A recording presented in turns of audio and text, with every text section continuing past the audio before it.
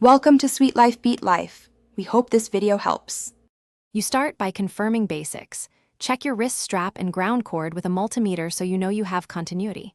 Once that's verified, pick a proper earth point, a metal chassis screw, or a dedicated ground lug, not painted surfaces. Clip firmly to the component's ground or chassis where metal is exposed. This prevents floating charge. It protects sensitive electronics immediately. Make sure connections are snug, and keep the cord slack to avoid accidental disconnection while you move. Once clipped, maintain that connection during every handling, measurement, and soldering step so you never allow a charge buildup. You should avoid touching non-grounded conductors directly. Use insulated tweezers and probe handles to reduce stray transfers. Route the ground cord to minimize tension.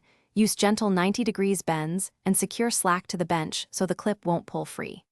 Remember why. Continuous grounding dissipates static energy safely to earth, preventing electrostatic discharge damage to components. To finish, power down and discharge any capacitors, then remove the clip as the final step so you don't create a charge path. Once done, power up and recheck device function. Also inspect the clip's contact for corrosion or worn plating.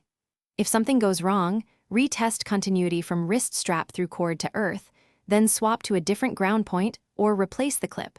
Often the clip or a poor contact is the culprit. This simple verification fixes most grounding issues quickly.